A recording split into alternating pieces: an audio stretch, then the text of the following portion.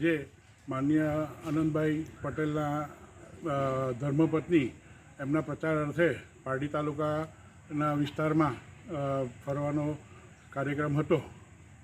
કહેવાય છે ને કે એક સફળ પુરુષની પાછળ એક સ્ત્રીનો હાથ હોય છે, તો એ જ રીતે આનંદભાઈની સફળતા પાછળ પણ એમના ધર્મપત્ની અડીખમ ઊભા છે અને એ જ સંદેશો લઈને એ આજે પારડી તાલુકાના ગામડે ગામડે ફરી રહ્યા છે કે મારો જે પતિ છે એ તમારા કામો માટે, તમારા તકલીફો માટે હર હંમેશ સાથ રહેશે અને બધાને એક મેસેજ આપી રહ્યા છે કે હું એમને કઈ દિવસ રોકીશ નહીં. આમ તો સામાન્યપણે એવું થાય કે પોલીસનો માર ખાધો હોય, બીજો હોય, ત્રીજો હોય, તો સામાન્યતઃ પોતાની ધર્મપત્ની પતિને કહે કે ભાઈ તારું કુટુંબ છે, બાળકો છે, પત્ની છે, મા છે, તો તું ઘરે રહે ભાઈ, આ શું છે. પણ એ એમને રોકવાના બદલે એમને પ્રોત્સાહિત કરીને અને લોકોના માટે લડવા માટે તૈયાર કર્યા છે અને એ જ સંદેશો લઈને આજે એ પારડી તાલુકાના ગામડે ગામડે ફરી રહ્યા છે.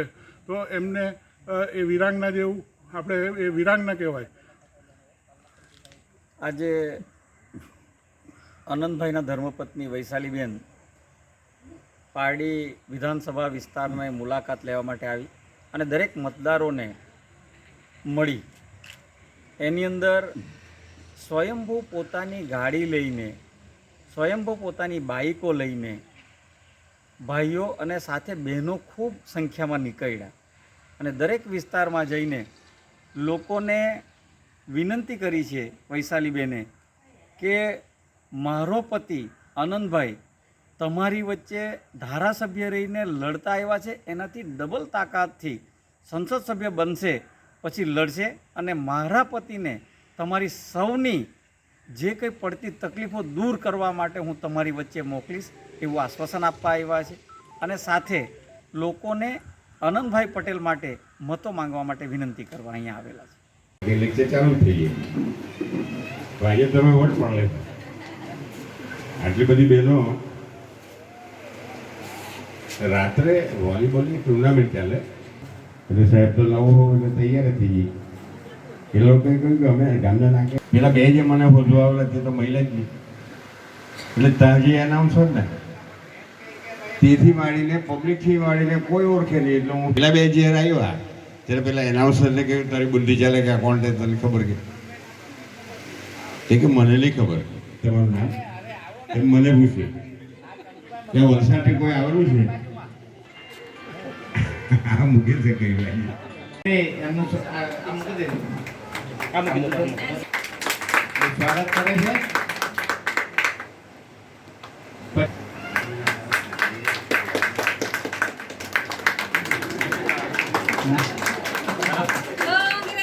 जिंदाबाद जिंदाबाद अनंतभाई तुम आगे बढ़ो, हम तुम्हारे साथ हैं, अनंतभाई तुम आगे बढ़ो, हम तुम्हारे साथ हैं, वैशालीबेन तुम आगे बढ़ो, हम तुम्हारे साथ हैं.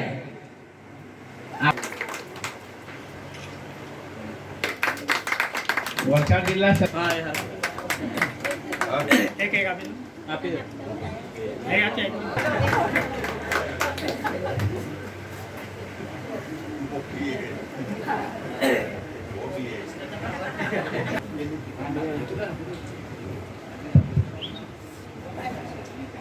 બહેનો અને ભાઈઓ મોડું થયું છે તો આપણે પંજા ઉપર બટન દબાવી એમને વિજય બનાવવાનો છે. એમના માટે આ કવાયત છે, 1 નંબરનું બટન છે.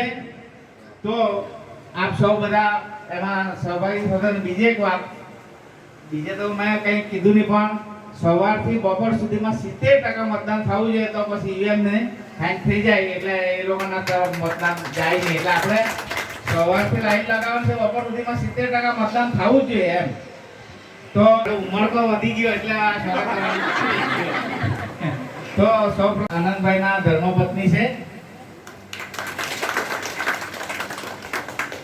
એમની જોડે આ પાર્ટી મહિલા પ્રમુખ છે વલસાડ જિલ્લાના કોકિલાબેન, એમને પણ આપણે પછી તમે ભૂલી જવાય છે પાછું. હા, જયંતિભાઈ ઢીમર માજી સરપંચ એમના પત્ની છે. હા, આનંદભાઈના કાકી થાય. આપણા ઉમરકર સાહેબ એ અહીંયા એમને જોડે પધાર્યા છે, તો એમનું પણ સ્વાગત છે. પેલું બેન કોંગ્રેસ મહિલા સમિતિના પ્રમુખ છે ધર્મિષ્ઠાબેન. બેન તમારું તમે હા પણ ખાસ તો છે પણ એ તો આપણે બધાના પેટમાં ભૂખ બી લાગેલી છે એટલે ઉતાવળે આપણે મીટિંગ ચલાવીએ. તો સૌને મારા નમસ્કાર, જય જોહાર. લડેંગે લડેંગે ઓર લડેંગે. સૌને મારા નમસ્કાર ફરીવાર. આપણી વચમાં આપણે આનંદભાઈને તો વચમાં લાવેલા હતા, પણ આપણે પેલા તળાવને પાડે લાવેલા હતા. હમણાં બેનશ્રી આવ્યા છે, આપણે આ મોલામાં રાખ્યું. બરાબર ને ખાસ કરીને બેનની એવી ઈચ્છા કે મારા બહેનોને મળવાનું છે. ભાઈઓ તો આનંદભાઈને મળ્યા જ કરે, એટલે બહેનોને મળવા માટે ખાસ આવ્યા છે.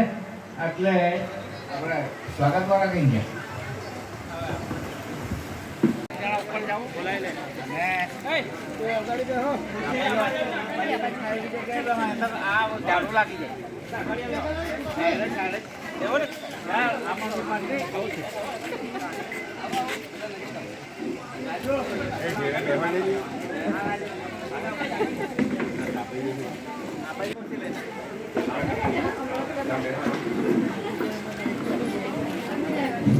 હાલો હાલો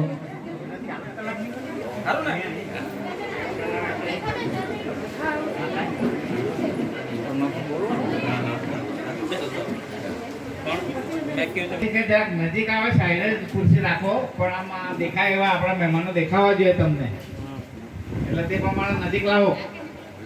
એલઈડી મૂકેલા છે. અહીંયા આ ખુરશી ચાલે લો.